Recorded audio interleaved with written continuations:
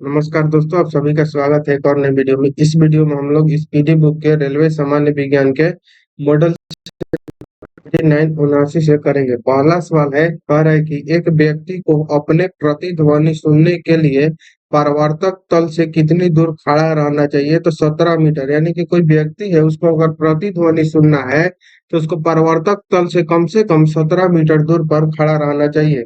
अगला सवाल है, करे कि रेटिना दृष्टि पटल पर बना प्रतिबिंब कैसा होता है? तो रेटिना दृष्टि पटल पर बना जो प्रतिबिंब होता है वो वस्तु से छोटा होता है लेकिन उल्टा होता है।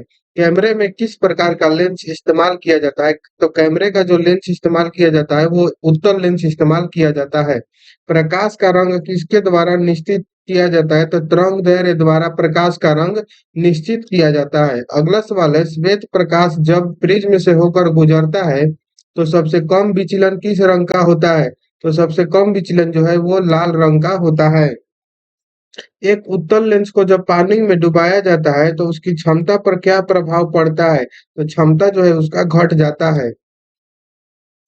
अगला है, जल के अंदर वायु का बुलबुला कैसा व्यवहार करता है? तो जल के अंदर का जो वायु है उसका बुलबुला जो है वो अवतल लेंस या अपसारी लेंस की तरह व्यवहार करता है।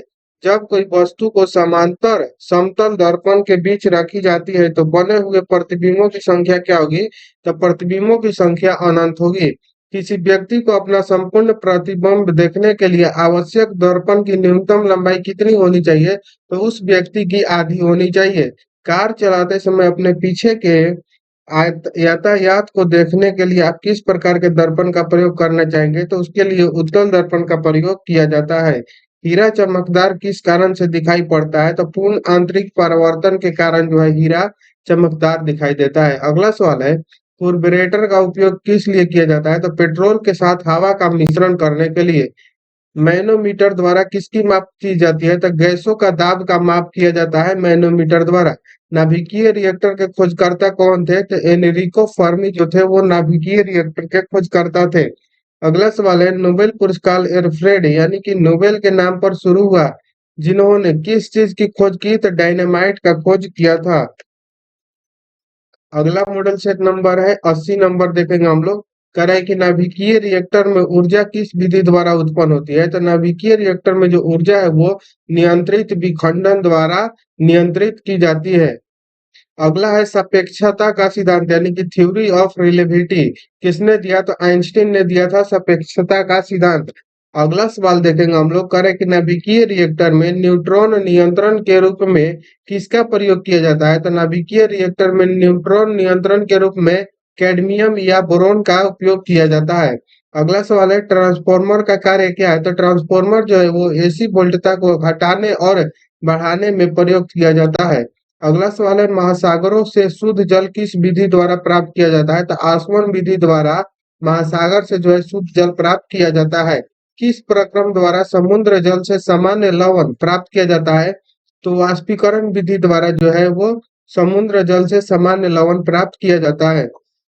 कपड़े धोने वाला, अगला सवाल है, कह रहा है कि कपड़े धोने वाला सोडा का सूत्र क्या होता है? तो कपड़े धोने वाला सोडा का सूत्र जो है Na2CO3 10H2O होता है। अगला सवाल देखेंगे। अगला सवाल कर है कि कठोर जल साबुन के साथ अच्छी तरह से झाग क्यों नहीं बनाता? क्योंकि जो है कठोर जल में कैल्शियम तथा मैग्नीशियम की कार्बोनेट घुले होते हैं। खाद्य तेलों की वनस्पति की घी में किस पराक्रम द्वारा बदला जाता है? तो हाइड्रोजनीकरण द्वारा। अगला सवाल है, लॉन्ड्री साबुन क्या है? तो प्राकृतिक स्रोत के उच्चतर वसा अम्लों के सोडियम लवणों का मिश्रण होता है। संश्लेषित अपमार्जक यानी कि डिटर्जेंट क्या है? तो एरोमेटिक तथा एलिफेटिक सल्फेनिक अम्लों के सोडियम लवण के मिश्रण होते हैं। रासायनिक तौर पर हीरा क्या है? तो रासायनिक तौर पर हीरा जो है वो शुद्ध कार्बन है। जल आपूर्ति के लिए प्रयोग की जाने वाली जल का शोधन किस प्रक्रिया द्वारा होता है? तो क्लोनीकरण द्वारा। प्राकृतिक रबर को अधिक मजबूत तथा प्रत्यास्थ यानी कि इलास्टिक बनाने के लिए उसमें क्या मिलाया जाता है? तो उसमें सल्फर को मिलाया जाता है। अगला सवाल करेंगे हम लोग, करें कि आभूषण को बनाते समय सोने में मिलाई जाने वाली धातु कौन है? तो सोने में मिलाई जाने वाली धातु जो होती है वो तांबा होती है। अगला मॉडल सेट करेंगे हम लोग 81 81 नंबर है। कह रहे हैं कि फोटोग्राफी प्लेटों को काले कागजों से ढक कर क्यों रखा जाता है? क्योंकि जो होता है प्लेट पर लगा सिल्वर ब्रोमाइड जो होता है वो प्रकाश के प्रति अधिक अति क्या होता है तो संवेदनशील होता है। इसलिए काला कागज उसे प्रकाश के संपर्क में नहीं आने देता। गोबर गैस के मुख्य रूप में क्या पाया जाता है? तो गोबर गैस में मुख्य रूप से मीथेन गैस पाया जाता है। पॉलीथीन का औद्योगिक उत्पादन किसके बहुलीकरण द्वारा होता है? तो इथिलीन के बहुलीकरण द्वारा होता है। प्राकृतिक रबर किसका बहुलक होता है? तो आइसोप्रीन का। प्राकृतिक जो रबर है वो बहुलक किसका होता है? तो आइसोप्रीन का। पीएच का मान यदि 7 से कम हो तो क्या होगा? तो अम्लीय होगा। पीएच का मान 7 से के बराबर हो तो वो क्या होगा? तो जल होगा। पीएच का मान 7 से अधिक होगा तो क्या होगा? क्षारीय। अगर 7 से कम रहेगा तो अम्लीय, 7 के बराबर रहेगा तो जल और 7 से अधिक रहेगा तो क्षारीय। आग बुझाने के लिए कौन सी गैस का प्रयोग किया जाता है? तो कार्बन डाइऑक्साइड का प्रयोग किया जाता है। अगला सवाल है प्रोड्यूसर गैस का रासायनिक रूप क्या है? तो CO+N2। सागर जल में सर्वाधिक मात्रा में पाए जाने वाला पदार्थ क्या है? तो साधारण लवण है। किसी तत्व का परमाणु संख्या किसके बराबर होता है? तो प्रोटॉन या इलेक्ट्रॉन के संख्या के बराबर होता है तत्व का परमाणु संख्या। अगला सवाल हम लोग करेंगे। कह रहे हैं कि शर्करा विलयन के किण्वन से बनने वाली गैस कौन है? तो कार्बन डाइऑक्साइड है। ग्लूकोज के किण्वन का अंतिम उत्पाद कौन सा है? तो ग्लूकोज के किण्वन का जो अंतिम उत्पाद है वो कार्बन डाइऑक्साइड और जल है। यानी कि CO2+H2O है। कार्बन डाइऑक्साइड और जल है। क्लोरोमाइसिटिन क्या है? तो प्रतिजीवाणु यानी कि एंटीबैक्टीरियल है। वनस्पति घी के औद्योगिक उत्पादन की प्रक्रिया किस विधि द्वारा होती है? तो अपचयन विधि द्वारा।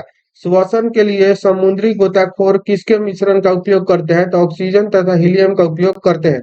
अगला मॉडल सेट नंबर है 82 82 नंबर। इसको हम लोग नेक्स्ट वीडियो में करते हैं। तो मिलते हैं नेक्स्ट वीडियो में, तब तक के लिए जय हिंद।